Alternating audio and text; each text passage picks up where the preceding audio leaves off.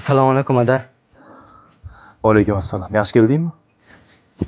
Ha, yaxshi, rahmat. Ada, siz nimaga meni yaxshi ko'rmaysiz? O'rtoqlarim adasi har doim bolalariga yaxshi ko'rishni aytadi. Siz biror marta aytmagansiz. Sen nimaga yaxshi ko'rishim kerak? Ha? Yo yaxshi ko'rishga majburmansan?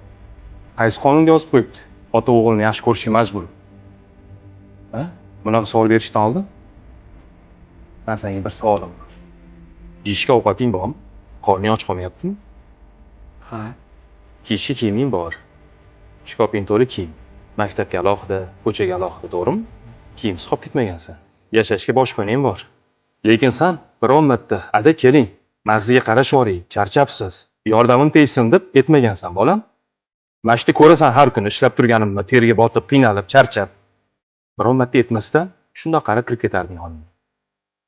Endi bu savolni o'zingga bering bolam. Men yaxshi ko'rmaymanmi sen yoki senmi? Meni senga bo'lgan muhabbatim aniq o'g'lim.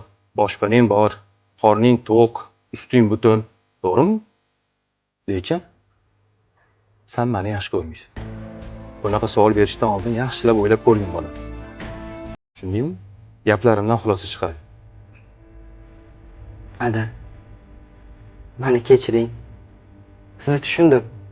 Mayli, kiyimlaringni almashtirganda ovqatlanaver. Yo'q, unda kiyim almashtirib birinchisiga qarshiman. Birga ovqatlanamiz aka. Ha. Bolam. Xo'p. Hurmatli o'g'illarim, ukalarim. Otalar farzandiga bo'lgan muhabbati, yaxshi ko'rishi so'z bilan ifodalanmaydi. Shundoq ham ularning xatti-harakatdan bilinib turadi. Aslida farzandlar otalarini har kuni yaxshi ko'rishini aytish kerak. Iltimos sizlardan. Otanglarga qarashinglar, yordamlashinglar. O'shandagina sizlarning otanglarga bo'lgan muhabbatinglar bilinib turadi. Sog' bo'ling.